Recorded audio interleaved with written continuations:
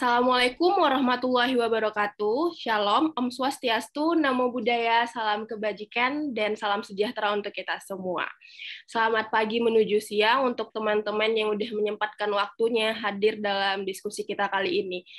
Beberapa hari yang lalu kita memperingati Hari Kartini, dan pastinya vibes-nya masih berasa dong ya sampai sekarang. Dan juga saya ingin mengucapkan selamat Hari Kartini kembali untuk semua perempuan-perempuan hebat yang ada di Indonesia yang terus ingin bermimpi, ingin memberikan kontribusi untuk Indonesia dan menjadi lebih baik lagi. Oke, kali ini kita ada Eugen Webinar. Nah, kenapa sih kita menyebutnya dengan Eugen Assembly gitu? Jadi, Eugen Assembly ini sendiri merupakan kegiatan pengembangan pemuda yang diinisiasi Global Peace Foundation Indonesia untuk meningkatkan motivasi dan kapasitas kepemimpinan generasi muda. Kegiatan ini bertujuan melahirkan pemimpin muda yang bermoral dan juga inovatif dengan landasan nilai-nilai prinsip universal dan visi One Family Under God. Eugen Assembly kembali hadir untuk menemui generasi muda Indonesia dengan berbagai topik bahasan terkait kepemimpinan dan juga moralitas. Pada bulan April ini, dalam rangka memperingati Hari Kartini, GPF Indonesia melaksanakan Eugen Assembly dengan tema Kartini Masa Kini, peran dalam pemberdayaan masyarakat dan promosi perdamaian, dengan pemateri-pemateri hebat kita pastinya. Yang pertama itu ada Mutia Agustin Permata, yaitu Putri Pemberdayaan Perempuan Indonesia, dan juga Zahrotun Nurul Ramadhani sebagai Creator of Our Moderate Game. Dan pastinya dalam acara ini saya yang akan memandu sampai nanti akhirnya, yaitu saya sendiri, Vela Azara Halid dari GPY Yogyakarta. Oke, untuk langsung aja nih ya, biar semakin cepat gitu, kita masuk aja ke acara yang pertama, yaitu penyampaian materi yang akan disampaikan oleh Kak Zahrotun Nurul Ramadhani. Kepada Kak Zahrotun, waktu dan tempat dipersilahkan. Ya, terima kasih. Assalamualaikum warahmatullahi wabarakatuh. Perkenalkan, aku Zanura. Aku sendiri dari mahasiswa UIN Purwokerto, UIN Profesor Kiai Haji Saifuddin Zuhri Purwokerto. Terima kasih untuk kesempatannya untuk berkumpul dengan teman-teman semua di sini. Untuk pada acara Kartini, peringatan Kartini masa kini ya tentunya. Bisa langsung saja pemateri, minta tolong. Saya sendiri sebagai kreator dari game edukasi, Our Moderate Game sendiri. Our Moderate Game adalah game edukasi toleransi beragama pada remaja dengan model virtual journey di berbagai wilayah Indonesia. Jadi saya menciptakan sebuah game media pembelajaran untuk menemani peserta didik agar mereka mampu mempelajari bagaimana toleransi itu sendiri. Ya, bisa dilanjut. Latar belakang sendiri, mengapa saya menciptakan game edukasi ini? Pertama itu karena alasan satu, pentingnya toleransi sendiri. Bangsa yang kuat, bangsa yang bagus adalah bagaimana bangsa kita mampu merekatkan anggota-anggota keluarganya, anggota-anggota masyarakatnya, bagaimana bangsa kita mampu berpegangan saling bertoleransi itu sendiri. Oleh karena itu, saya sebagai anak muda merasa sangat penting membuat game edukasi mengenai pentingnya toleransi ini sendiri. Dan selanjutnya itu karena alasan mengapa sih membuatnya tentang game toleransi, karena di Indonesia sendiri itu memiliki keanekaragaman suku, bangsa, budaya, bangsa, agama, dan bahasa. Karena dengan keberagaman itu sendiri, kita perlu mempersatukan atau meleburkan dengan adanya rasa menghormati keberbedaan tersebut. Kemudian selanjutnya, mengapa sih harus dibuatnya itu melalui game? Padahal pembelajaran itu kan biasanya kalau zaman dahulu itu hanya pembelajaran di dalam kelas atau pembelajaran dengan tanya jawab, atau biasanya juga kalau guru menerangkan itu yang di dalam pendidikan, biasanya guru hanya menggunakan metode ceramah. Kemudian saya membuat terobosan untuk mempelajari suatu materi-materi atau suatu komponen-komponen agar siswa itu mampu atau seorang anak mampu tumbuh menjadi manusia yang seutuhnya, yaitu dengan menggunakan game ini. Menggunakan game yang mana remaja di Indonesia sendiri itu sangat banyak menggunakan game untuk bermain, sedangkan gamers di Indonesia sendiri itu kan sangat banyak ya, sangat banyak. Dan penggunanya itu seperempatnya sendiri itu dari remaja. Oleh karena itu, urgensi dari pembuatan game ini adalah sasarannya kepada remaja itu sendiri. Boleh dilanjut.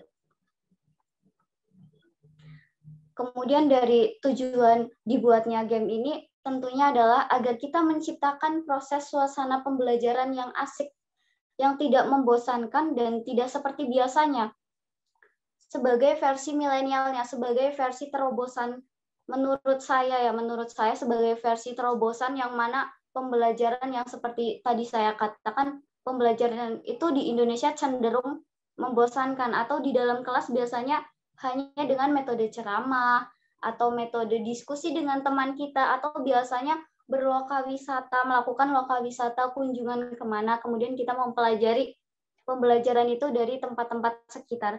Nah, karena di era sekarang ini, di era 4.0 ya, di era 4.0 sendiri itu tentunya sangat dekat dengan teknologi, sangat dekat teknologi, maka dari itu kita juga harus berperan, memiliki peran seutuhnya dalam perkembangan tersebut. Kita juga harus mengikuti arus zaman, yang mana pembelajaran menggunakan teknologi salah satunya adalah pendekatan pembelajaran melalui game edukasi ini. Selanjutnya sendiri itu ada untuk meningkatkan pemahaman toleransi beragama pada remaja. Jadi tentunya game ini dibuat untuk meningkatkan toleransi beragama pada remaja ya, terutama remaja. Sebenarnya orang dewasa juga bisa main game ini, tapi game ini ditujukan untuk remaja. Kemudian game yang saya buat ini, saya ingin menjadi teman berproses dan tumbuh terbentuknya setiap anak dalam mempelajari toleransi dan dalam mempelajari mereka mengembangkan sikap-sikap mereka terhadap lingkungan mereka sendiri begitu. Selanjutnya, untuk fitur-fitur di dalam game-gamenya sendiri itu kita punya 4 fitur ya. Kita menyediakan 4 fitur. Yang pertama itu ada fitur toko. Kenapa saya menyediakan fitur toko sendiri? Pertama ya, karena dengan alasan pastinya yang namanya game itu kan harus menumbuhkan rasa tantangan agar siswa itu tidak bosan. Kenapa sih anak-anak itu lebih tidak bosan ketika bermain game ketimbang kita belajar sendiri di dalam kelas? Itu kenapa? Kenapa banyak anak-anak lebih senang bermain game? Pertama karena memiliki tantangan.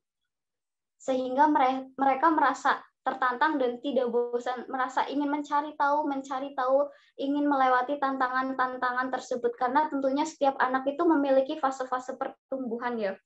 Dan pada fase-fase pertumbuhan itu, anak memerlukan proses bermain. Oleh karena itu, kita menciptakan fitur toko sendiri agar dalam pembelajaran tersebut mereka merasa tertantang. Jadi fitur tokonya sendiri itu berisi tokoh-tokoh yang dijual nantinya itu dibeli dengan koin yang terkumpul dalam permainan tersebut. Kemudian di dalam gamenya sendiri juga ada fitur buku yang mana untuk pelengkap tentunya, yang sebagai edukasi sendiri tentunya harus ada materi pembelajarannya. Jadi kita menciptakan buku dalam bentuk elektronik sendiri ini. Kita membentuk buku digital dalam fitur di dalam game tersebut. Kemudian selanjutnya ada informasi-informasi sedikit mengenai agama-agama yang ada di Indonesia. Ada informasi mengenai agama Islam, Konghucu, Kristen, begitu kita sediakan di dalam fitur agama sendiri. Dan yang terakhir adalah fitur yang paling utama ya tentunya, yaitu di dalam fitur bermain sendiri, itu kita melakukan virtual journey yang mana kita mengunjungi provinsi-provinsi yang ada di seluruh Indonesia. Jadi di dalam game ini itu kita mengunjungi provinsi-provinsi dalam petualangan-petualangan di seluruh provinsi Indonesia. Dan dalam permainan itu ketika kita berada di provinsi Jawa Tengah ya, di provinsinya saya sendiri misalnya, di situ akan diputarkan musik-musik khas dari Jawa Tengah sendiri. Kemudian permainannya sendiri itu nanti si pemain akan dihadapkan dengan tokoh-tokoh yang berbeda agama tentunya, kemudian diberi tantangan untuk memecahkan masalah tersebut, sehingga nanti pemainnya itu akan diberi stimulus bagaimana mereka menghadapi kira-kira nantinya di masyarakat ketika terjun langsung bertemu dengan orang-orang yang berbeda agama, sikap mereka itu harus seperti apa. Nah, itu mereka dilatih di dalam game ini sendiri. Jadi, di dalam game OMG ini memberikan stimulus untuk meningkatkan sikap toleransinya sendiri. Boleh dilanjut. Untuk mengunduh gamenya bisa dari barcode yang tersedia itu. Terima kasih, kurang lebihnya seperti itu. Kemudian kita kan berada di yang lagi hari-hari Kartini gitu ya, suasana Kartini.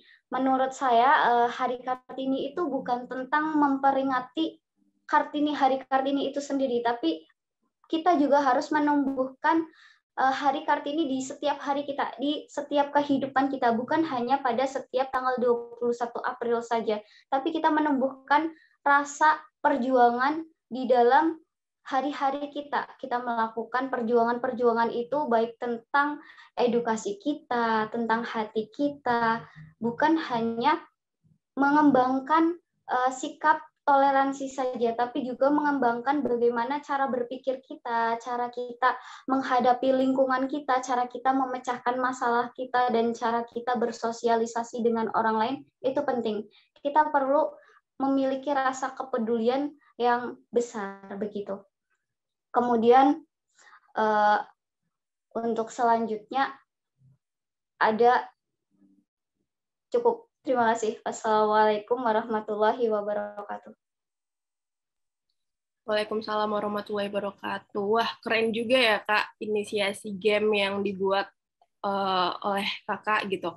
Dan dari yang aku bisa tangkap di situ kita mengajarkan gimana untuk bertoleransi, kemudian juga belajar itu dibuat jadi lebih fun mungkin ya. Karena kan mungkin yang kita dapat mungkin selama ini belajar itu ya kayak terpaku banget, harus dengan buku apa segala macam, dan mungkin dalam pemikiran orang-orang bermain game juga kayaknya sekarang itu main game yang kayak buat asik-asikan doang gitu ya. Jadi mungkin OMG ini sendiri juga inisiasi untuk gimana sih kita menyelipkan pembelajaran itu menjadi yang lebih asik lagi gitu. Belajar toleransi, menghargai satu sama lain, terus juga kita tadi juga Kakak sebutkan untuk teman kita berproses dan juga bertumbuh gitu kan.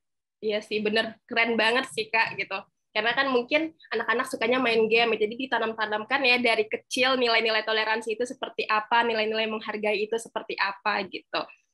Yang tadi saya sampaikan, bener nggak sih Kak urgensi dihadirkannya game ini tuh seperti itu gitu? Iya benar. Jadi kita ingin mengawal toleransi untuk anak-anak sendiri. Bener, oke. Sip. Terima kasih ya Kak Zaro. Mungkin bisa ditahan dulu, kita bisa move ke pemateri yang nggak kalah hebatnya nih, yang kedua gitu ya. Dari ada Kak Mutia Agustin Permata. Aku pengen sapa bentar deh sama Kak Mutia. Kak Mutia, apa kabar nih? Sehat nggak? Halo, alhamdulillah aku kabar baik. Kakak gimana kabarnya? Alhamdulillah baik juga Kak. Gimana nih puasanya? Lancar? Alhamdulillah lancar, luar biasa. Udah hari ke-21 nih, nggak kerasa. Udah mau deket lebaran ya Kak ya? Oke. Nah, kalau aku baca sih di sini Kakak tuh Putri Pemberdayaan Perempuan Indonesia. Nah, kebetulan aku juga anak pemberdayaan ya, jadi pengen banget nih dapat ilmu yang luar biasa dari Kakaknya. Mungkin Kakak bisa sharing ya, waktu dan tempat dipersilahkan. Oke, siap. Aku share screen ya. Nah, aku share screen. Oh, masih disable, Kak. Aku nggak bisa share screen. Host disable participant screen sharing.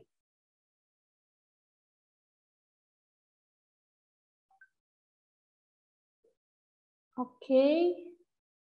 Nah.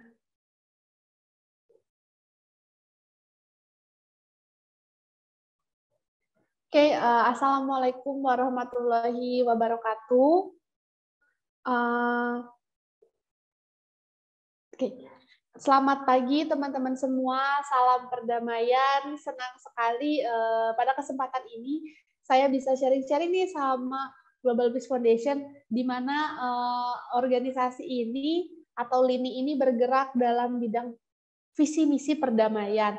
Nah, tentunya dalam hari ini dalam rangka masih suasana Kartinian, saya akan menggelorakan gitu semangat perempuan berdaya yang dimana nantinya mungkin bisa mendukung atau menjadi salah satu sumber produktivitas perempuan untuk mendukung perdamaian itu sendiri, teman-teman. Nah, cuman nanti saya akan menitik beratkan lebih ke kesetaraan gender atau pengustamaan gender, karena bagaimanapun ketika kita akan melakukan sesuatu, banyak perempuan-perempuan yang terbentur oleh ada perempuan, nggak bisa ini itu, perempuan gini-gini. Nggak, kita nanti akan jelasin kenapa perempuan itu penting banget untuk join, untuk bisa berkontribusi dalam visi misi perdamaian. Oke, bismillah kita mulai. Tema yang saya ambil adalah perempuan berdaya. Kita perkenalan dulu sedikit. Perkenalkan, nama saya Mutia Agustin Permata. Saya lahir 16 Agustus tahun 1996. Saat ini saya bekerja sebagai Human Capital di salah satu IT Talent Developer PT Padepokan 79, manajer Hakilo Academy English Course, sama dosen di Politeknik LK3I. Nah, berikut adalah kegiatan saya sehari-hari. Saya mungkin aktif beradvokasi sebagai winner Putri Pemberdayaan Perempuan Indonesia, lalu sebagai Mojang Kota Cimahi atau Duta Pariwisata Kota Cimahi, Provinsi Jawa Barat, sebagai Ketua Paguyuban Mojang Jajaka Kota Cimahi, serta Wakil Ketua Purna Paskibraka Indonesia Kota Cimahi. Untuk license sendiri, saya dari DJRI Public Speaking and Broadcasting School dan Oz Radio Bandung. Nah, kita ngomong dulu nih soal gimana sih peran perempuan, tapi sebelum itu kita harus tahu dulu nih, perempuan itu apa sih? Nah, baik, perempuan itu ya perempuan. Nah, perempuan itu memiliki makna tersendiri, terutama secara teoritis kita pakai landasan Kamus Besar Bahasa Indonesia, yang dimana pengertian perubahan nama perempuan ini, pemaknaan perempuan ini selalu berubah mungkin secara signifikan, bahkan bisa pernah menjadi kontroversi. Oke, dalam Kamus Besar Bahasa Indonesia KBBI, makna kata perempuan adalah bertransformasi secara baik. Makna yang diberikan KBBI 1 sampai 5 mengalami perubahan yang signifikan. Pada KBBI 1 tahun 88, perempuan itu diartikan sebagai wanita, istri, sama bini gitu. Nah, perubahan mulai terjadi dari KBBI 2 sampai KBBI 5, bahkan di tahun 2020 sempat ada kontroversi, teman-teman. Nah, yang terakhir itu adalah 1, perempuan diartikan sebagai orang atau manusia yang memiliki puki, dapat menstruasi, hamil, melahirkan anak, dan menyusui, wanita atau wanita. Yang kedua adalah istri atau bini, yang ketiga adalah betina khusus pada hewan. Itu teman-teman makna dari perempuan sendiri. Jadi kita ini secara lahiriah, secara fitrah adalah kita yang dapat menstruasi, dapat hamil, dapat melahirkan anak, dan memiliki organ-organ tertentu yang berbeda tentunya dengan laki-laki itu sendiri secara lahiriah. Jadi teman-teman, di dunia ini cuma ada 2 ya, laki-laki dan perempuan. Tidak ada tengah-tengah, tidak ada yang 3/4, 1/4 laki, 1/4 perempuan, nggak ada. Kita 1, laki-laki 1, perempuan 1. Seperti itu. Oke. Nah, tujuannya saya ngejelasin ini apa sih? Nah, pengustamaan gender atau yang lebih disingkat PUG adalah untuk kesetaraan dan keadilan gender. Nah, kesetaraan gender nih udah pasti sering kita dengar-dengar, karena kan kesetaraan gender ini akan menjadi kunci di mana nanti kita bisa menjalankan visi misi perdamaian itu sendiri ya, teman-teman. Kita juga harus paham fitrah kita itu sebagai apa, terus kita juga harus memahami langkah-langkah yang bisa kita ambil sesuai etika, etiket, akses, dan lain-lainnya seperti apa. Kesetaraan gender sendiri adalah laki-laki dan perempuan memiliki dan mendapatkan penghargaan yang setara sebagai manusia di dalam berbagai aspek kehidupan dan sama-sama mendapatkan akses, mampu berpartisipasi, dan memiliki kontrol serta mendapatkan manfaat dari intervensi pembangunan. Tuh, dasarnya aja sudah kuat, teman-teman, kalau perempuan itu berhak untuk melakukan apapun, berhak untuk produktif, berhak juga menjadi tonggak utama visi dalam menjalankan visi misi perdamaian. Karena apa?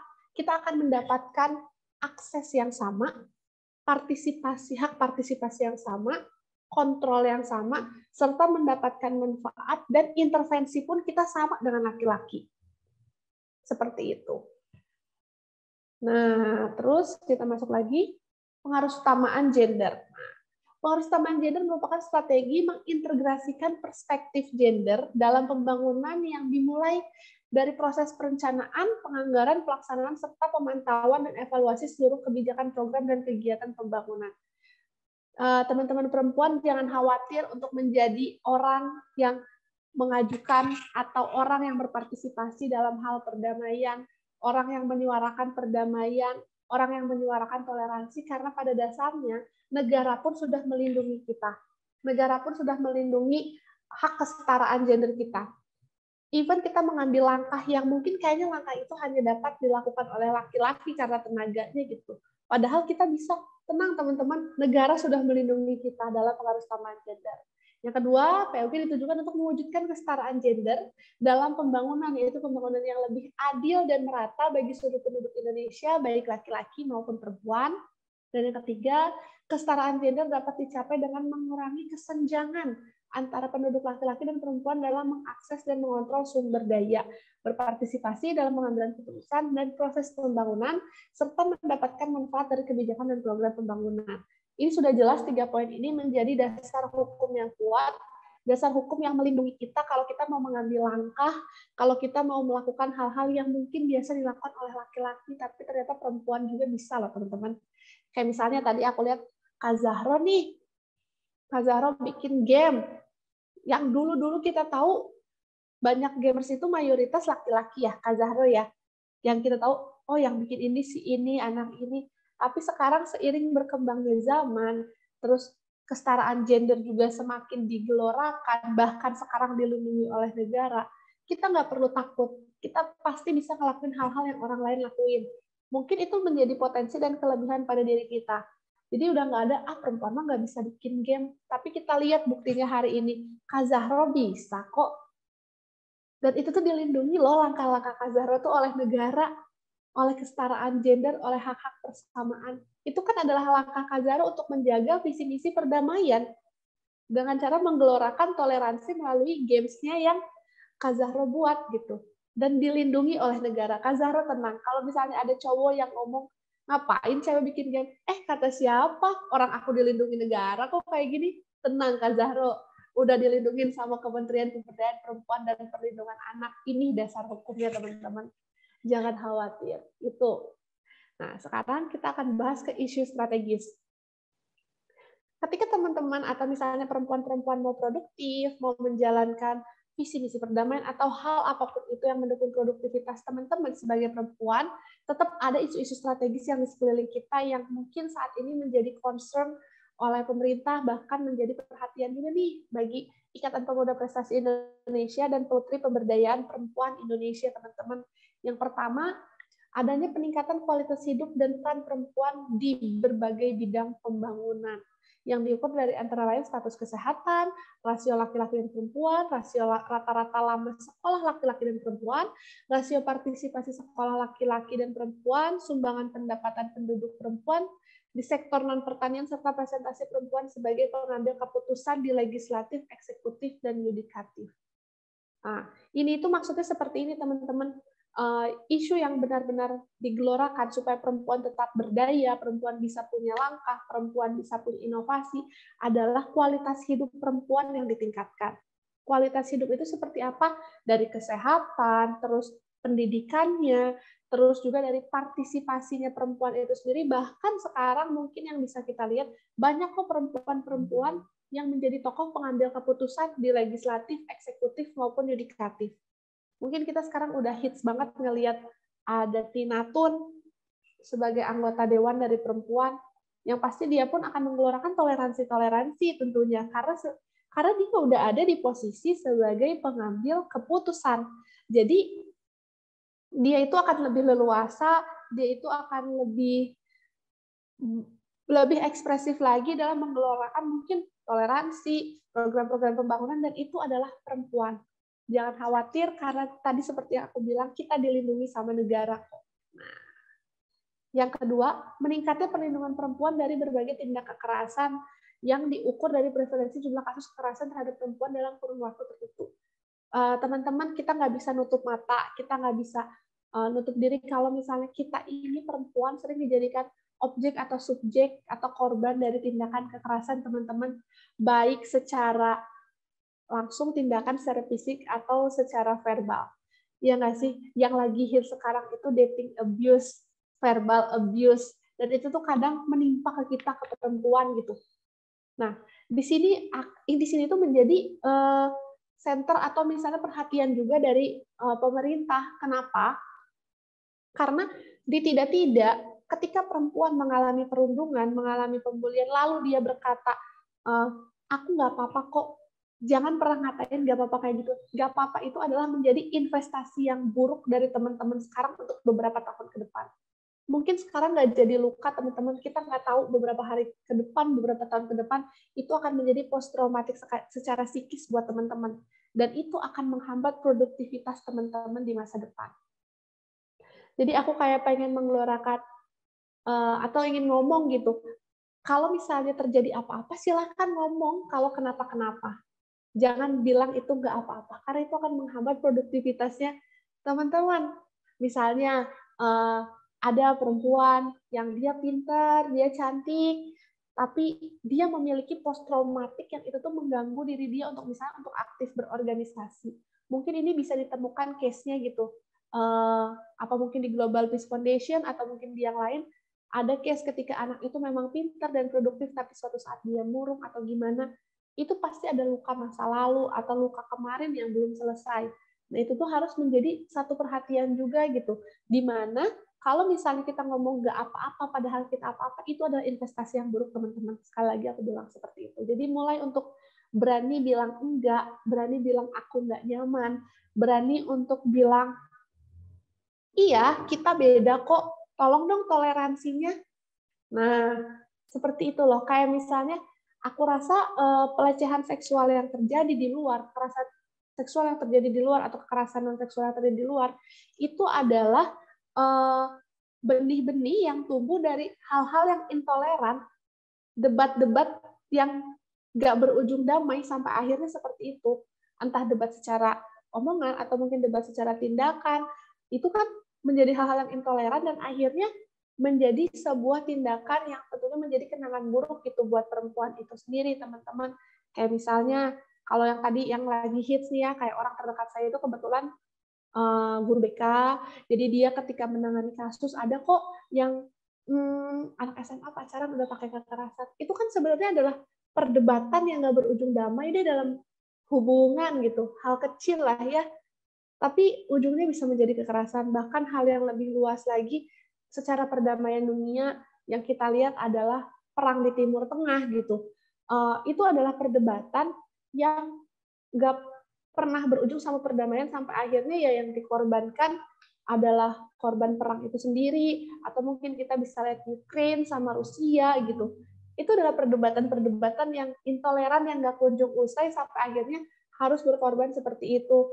Dan kita tidak memungkiri kok di dalam peperangan mungkin akan terjadi tindak-tindak kekerasan terhadap perempuan, tindak-tindakan yang tidak melindungi hak anak dan perempuan, dan itu sangat tidak mendukung produktivitas perempuan, sangat tidak mendukung produktivitas pembangunan suatu negara, dan juga sangat melukai niat tulus damai dari setiap orang yang ingin keadaan itu selesai gitu.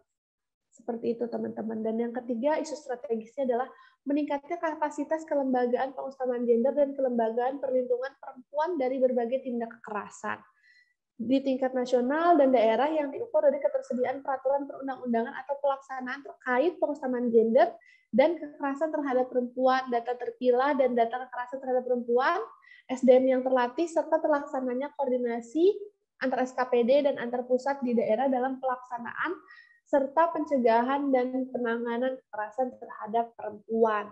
Nah, ini tuh yang lagi digalakkan juga sama pemerintah gitu. Kalau kualitas lembaga yang menghentikan hal-hal tindak kekerasan terhadap perempuan dan anak pun sudah ditingkatkan secara kualitas, baik dari SDM yang terlatihnya atau mungkin dari orang-orang di dalamnya serta kualitas pelayanannya. Kalau teman-teman mungkin mau coba, ada yang pernah mengalami tindak kekerasan dan mengadu kepada Komnas Perlindungan Perempuan dan Anak, saat ini sudah ada terapi loh di sana gitu.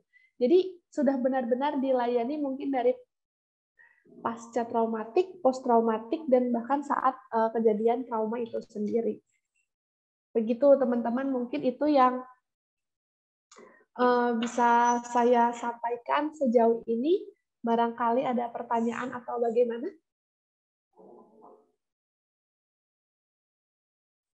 Oke, wow, keren ya Kak. Ternyata perempuan itu udah sangat dilindungi loh gitu. Mulai dari hak-hak kesetaraan gender dari perempuan, kemudian hak-hak perempuan untuk bebas melakukan apapun tanpa harus merasakan kayak aku takut deh dipandang seperti ini. Atau mungkin sesimpel kayak ada ketika kita jalan terus kayak dikeliling oleh banyak laki-laki, jadinya malah putar balik karena takut dapat kayak semacam catcalling gitu kan. Mungkin Iya, benar-benar. Ya di kita gitu. Mungkin juga ada lagi yang kayak gak bebas nih untuk mengupload ataupun mengekspresikan diri karena takut di komen seperti ini, dilecehkan seperti ini, dilecehkan secara verbal, mungkin itu juga jadi kayak suatu polemik sebagai kita yang perempuan gitu ya. Jadi mungkin kalau menurut saya hal itu harus dimulai dengan bantuan dari orang-orang terdekat mungkin gitu ya Kak ya. Kayak orang-orang feeling saling support satu sama lain, mungkin bisa disebut dengan woman support woman gitu ya kan Kak. Mungkin banyak juga seperti kesetaraan gender ini udah digalakkan, udah ditinggi-tinggikan, tapi sepengetahuan saya dan sepenglihatan saya tidak sedikit juga terjadi yang justru malah perempuan yang menjatuhkan perempuan sendiri, entah itu dari komennya, entah itu kayak meremehkannya gitu. Jadi kalau misal menurut kamu Tia sendiri gitu, hal yang seperti ini tuh gimana untuk menanganinya gitu?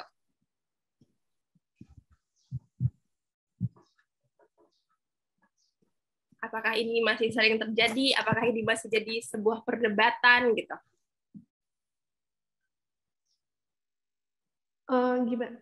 Kak, boleh diulangi tadi putus-putus? Oke. Mungkin kita sering mendengar, saya sendiri sering mendengar kayak woman support woman gitu. Lakukan aja yang terbaik, terus berkembang diri kamu, jadi ekspresikan diri kamu seperti apa. Cuman tidak sedikit pula yang sering saya jumpai justru perempuan menjatuhkan perempuan itu sendiri gitu. Kayak misalnya aku ingin jadi seperti ini deh, aku ingin bergaya seperti ini deh. Terus kayak ada yang kayak kamu ngapain seperti itu, nanti justru kamu bakalan diperlakukan dengan tidak baik karena itu menurut kayak apa ya, itu menurut adat, bukan adat, itu menurut lingkungan tidak baik. Maksudnya stereotip dari lingkungannya itu sama saja kamu mencari masalah gitu.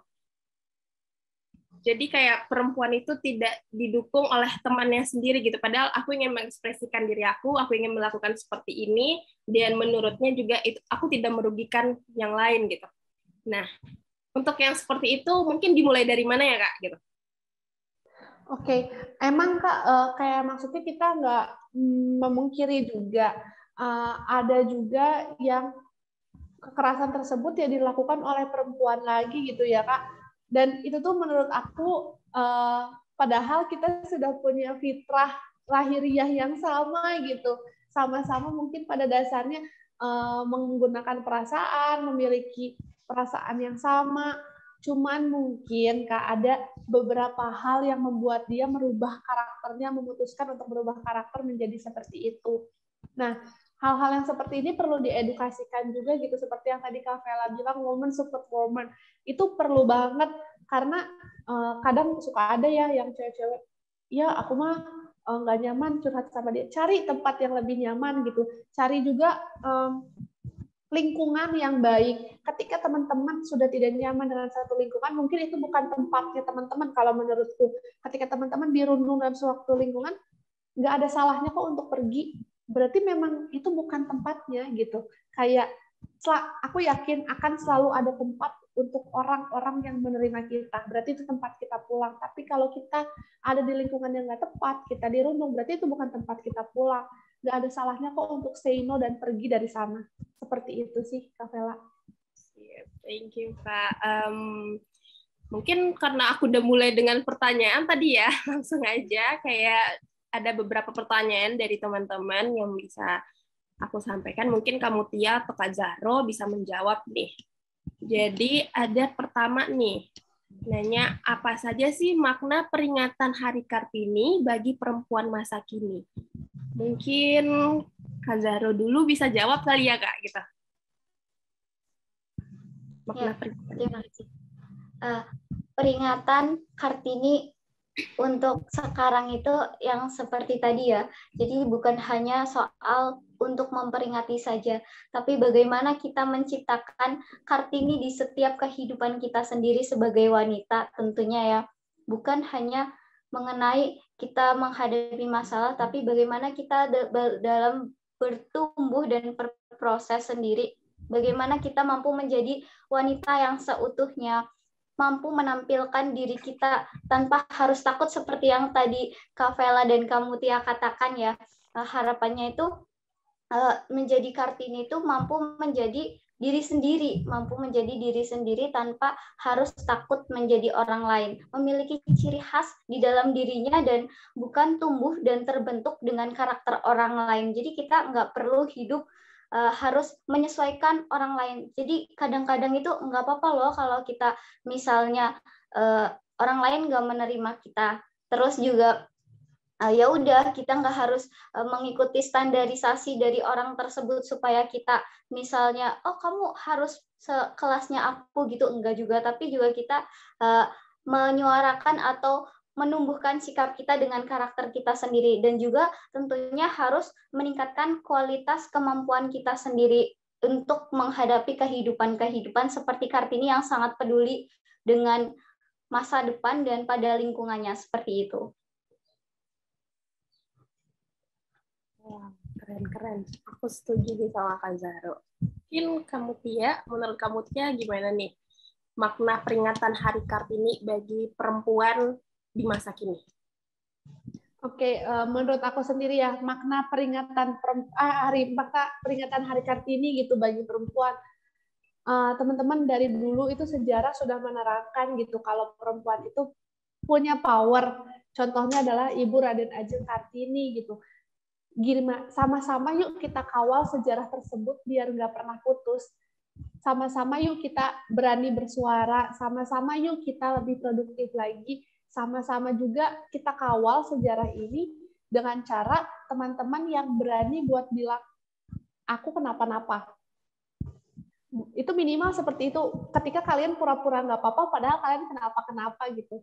Ya bicarakan aja kalau kenapa-kenapa, jangan takut, jangan pernah takut dipandang. Nah karena perempuan ngomong kayak gitu, perempuan baperan. Ya emang baperan, emang kita ditakdirkan secara lahiriah lebih menggunakan perasaan kan. Nah, kita harus menyadari hal-hal seperti itu tuh hal yang biasa kok. Nah, itu dia. Itulah cara kita ngawal sejarah. Jangan sampai sejarah emansipasi wanita ini putus karena kita benar-benar udah nggak bisa ngomong lagi, kita benar-benar nggak berani, kita benar-benar insecure ketika kita harus berbicara. Seperti itu sih, Kak Vela. Wow, benar-benar keren banget ya jawaban dari dua pemateri kita yang luar biasa hari ini. Benar-benar menyuarakan perempuan banget deh, mulai dari pemberdayaannya, dan satu lagi disisipkan melalui game gitu. Nah, yang kedua nih ada lagi nih Kak, apa makna emansipasi menurut kamu Tia sama Kak Zahro? Siapa dulu yang mau menjawab? Kamu Tia deh kali ini.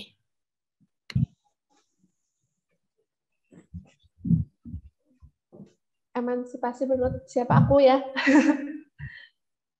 Atau Kak Zahro dulu nih? Kamu Tia dulu, gantian nih. Tadi Kak Zahro duluan, sekarang kamu Tia. Oke. Emansipasi menurut aku, emansipasi adalah bagaimana kita sebagai perempuan bisa menemukan kelebihan kita sendiri dan terus menggali potensi yang ada pada diri kita untuk dijadikan sebagai tameng, dijadikan sebagai garda terdepan kita untuk menutupi kekurangan kita. Aku yakin ketika Tuhan melahirkan kita mungkin hanya ada satu kekurangan atau dua kekurangan. Selebihnya 9-8 adalah kelebihan kita.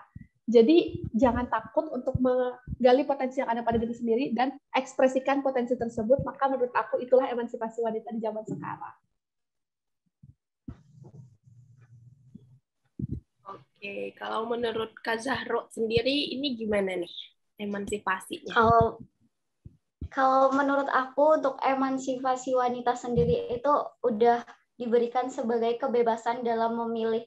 Jadi kalau kesan perempuan itu lebih dilindungi, lebih menjadi tanggung jawab orang lain, atau biasanya menjadi tanggung jawab orang tua, atau menjadi tanggung jawab seorang kakak begitu kepada adiknya.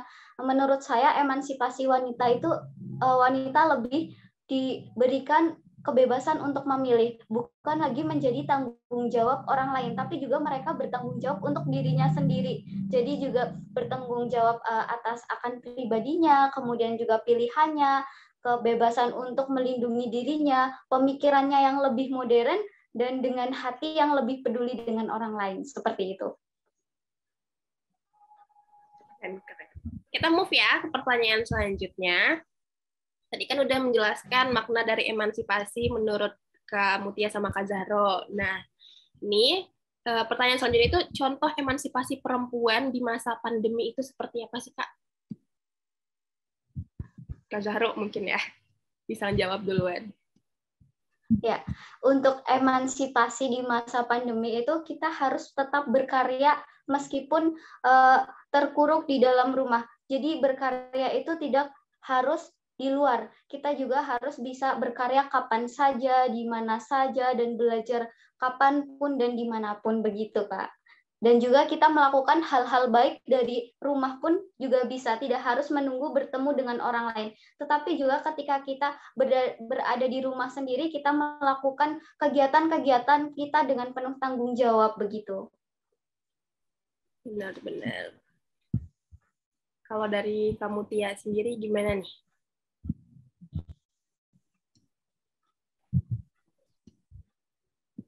Oke. Nah, kalau dari aku sendiri sih apa ya yang terjadi di masa pandemi gitu. Pandemi kan mengajarkan kita untuk berjarak. Pandemi juga mengajarkan kita untuk punya batas gitu. Nah, dari sini menurut aku dengan batasan-batasan ini banyak juga kok perempuan-perempuan yang bangkit, bahkan di Sumatera Barat aja daerah asalku untuk tingkat pemberdayaan perempuan, buktinya adalah Sumatera Barat banyak mencetak wirausahawan perempuan selama masa pandemi. Jadi kalau kita sering makan rendang, sekarang rendang itu udah banyak kok yang bisa dibeli secara online. Terus kalau kita tahu kain songket, itu kan hasil pemberdayaan perempuan semasa pandemi. Dan itu tuh bisa memiliki nilai jual yang tinggi di mana perempuan itu bisa beremansipasi mencari nafkah setidaknya untuk dirinya sendiri. Mungkin bisa membantu keluarganya, karena kan perempuan di sini luas ya, bukan hanya perempuan generasi muda yang ya kayak kita gitu belum menikah atau seperti apa, tapi perempuan dalam hal ruang lingkup pemberdayaan perempuan dan perlindungan anak itu dari lahir bahkan sampai perempuan lanjut usia pun itu masih dalam Kementerian Pemberdayaan Perempuan. Jadi menurutku selama pandemi kemarin mengajarkan banyak perempuan untuk bisa menggali potensi dirinya, terlebih kalau di Sumatera Barat itu dengan berusaha ya, dengan wirausahawan, dan selama pandemi alhamdulillah Sumatera Barat mencetak banyak wirausahawan perempuan gitu, seperti itu. Itu salah satu contohnya. Keren ya, keren, bener banget sih. Membuktikan kalau ternyata dengan pandemi ini kita tetap bisa bergerak nih, meskipun kayak ini hal yang nggak pernah dipikirkan sama siapapun gitu, bakalan stuck di rumah selama 2 tahun gitu lebih, nggak ngapa-ngapain, tapi ternyata enggak gitu. Perempuan masih bisa berdaya, masih bisa melakukan hal-hal yang kreatif gitu. Dan juga menurutku adalah pengalaman yang kemarin itu mengajarkan kita tuh 2 hal. Kalau nggak pelajaran ya berarti berkat gitu. Tapi alhamdulillahnya kita dapat keduanya, kita dapat pelajaran juga dan juga kita dapat berkat, seperti contoh Mutia tadi, Sumatera Barat mencetak wirausahaan perempuan banyak selama pandemi gitu ya. Oke, selanjutnya ada pertanyaan lagi nih Kak. Seberapa penting kesetaraan gender dalam mengentaskan diskriminasi perempuan? Oke, tadi berhubungan sama materi aku ya. Kesetaraan gender itu sangat penting karena itu merupakan suatu perlindungan yang tinggi atau perlindungan yang kuat dari negara terhadap perempuan. Jadi ketika kesetaraan gender ini sudah disuarakan, bahkan sudah dilindungi secara hukum, itu artinya perempuan itu memiliki hak akses, hak partisipasi, hak kontrol, dan hak intervensi yang sama dengan laki-laki. Artinya ya perempuan sekarang sudah bisa melakukan apapun selagi tidak melanggar sara, etika, dan etiket. Seperti itu sih Kak Vela. Kalau menurut Kak Zahro sendiri, seberapa penting nih kesetaraan gender? Kalau menurut aku sendiri ya, kesetaraan gender itu sangat penting di mana perempuan itu seharusnya diperbolehkan melakukan segala hal yang dilakukan oleh laki-laki. Yang penting itu perempuan diperbolehkan melakukan bukan hanya 3 saja, 3 fitrah perempuan untuk menyusui, melahirkan, dan mens. Dan selebihnya itu perempuan boleh melakukan seperti melakukan pendidikan atau seperti tadi yang kamu Tia jelaskan, untuk berbisnis, perempuan juga boleh bekerja. Sedangkan perempuan juga harus meningkatkan kualitas dirinya sendiri karena dari perempuan kita akan melahirkan penerus-penerus bangsa. Maka dari itu kesetaraan gender itu sangat penting untuk perempuan melakukan segala sesuatu. Begitu. Keren-keren nih. Selanjutnya lagi nih. Apa peran yang dapat dilakukan oleh perempuan di dalam dunia perdamaian? Mungkin dimulai dari Kak Zahro. Bisa jawab? Ya, terima kasih. Untuk peran perempuan sendiri dalam perdamaian itu tentunya kita harus menjadi orang yang mampu pertama menghargai diri sendiri dahulu. Kalau kita tidak bisa menghargai diri sendiri, kita tidak bisa menghargai orang lain. Kita yang tidak bisa menghargai diri sendiri, kita akan tidak memiliki kesempatan kedua untuk menilai orang lain, apalagi menghakimi sesama perempuan begitu. Jadi kita harus memiliki rasa kepedulian terhadap diri sendiri dahulu, baru kemudian kita menumbuhkan kepedulian itu kepada orang lain. Jadi jangan kita udah peduli ke orang lain, baru kita mengabaikan kepedulian kita terhadap diri kita sendiri. Kurang lebih begitu, Kak. Oke, keren Kak. Kalau menurut kamu Tia, gimana nih? Oke, kalau menurut aku sendiri gitu ya, ya dimulai dari diri kita sendiri gitu. Tetap peran kita sebagai dalam visi misi perdamaian itu sendiri kan perempuan itu memang katanya lebih menggunakan perasaan. Menurut aku ketika perasaan kita kuat, hati yang tulus selalu pengen damai Kak. Pasti itu yang kita mulai dari diri kita sendiri, terus menularkan kepada orang-orang terdekat, terus tetaplah menjadi orang yang kalau lagi hits sekarang positive vibes gitu. Nah, positif itu dengan apa? Ya dengan damai, mulai berdamai dengan diri sendiri, berdamai dengan masa lalu, terus kita berdamai dengan cita-cita yang orang-orang tersayang kita inginkan di masa depan, cocok buat kita atau enggak, itu kan langkah-langkah kecil. Selebihnya, ya kita bisa menyuarakan bagaimana kalau berdamai itu indah kok. Ya karena apa? Karena kita punya perasaan gitu, dan perasaan yang tulus itu pasti pengen damai. Kayak gitu.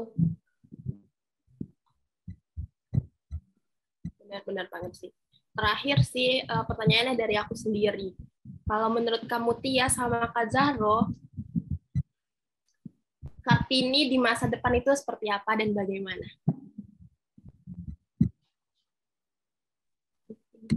Siapa dulu yang ingin menjawab? Kali ini aku bebasin. Oke, aku boleh deh. Kalau aku lihat mungkin ya Kartini di masa depan itu adalah Kartini-Kartini modern.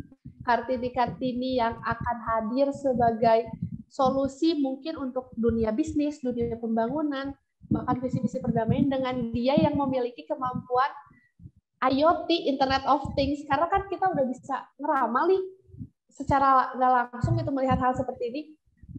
Orang dengan kemampuan berteknologi, orang yang punya skill dari teknologi, itu adalah orang yang bisa menghasilkan percepatan efektivitas dan efisiensi pembangunan dan pertumbuhan baik dalam segi bisnis ataupun hal-hal lainnya gitu. Nah, itu yang aku lihat. Mungkin Kartini-Kartini di masa depan adalah akan muncul nih Kartini-Kartini yang ahli di bidang IT, Kartini-Kartini yang cepat tanggap dalam menanggapi isu-isu atau masalah pembangunan, perdamaian, dan lain-lain, tapi dengan cara dia yang IoT, Internet of Things. Menurut aku seperti itu sih.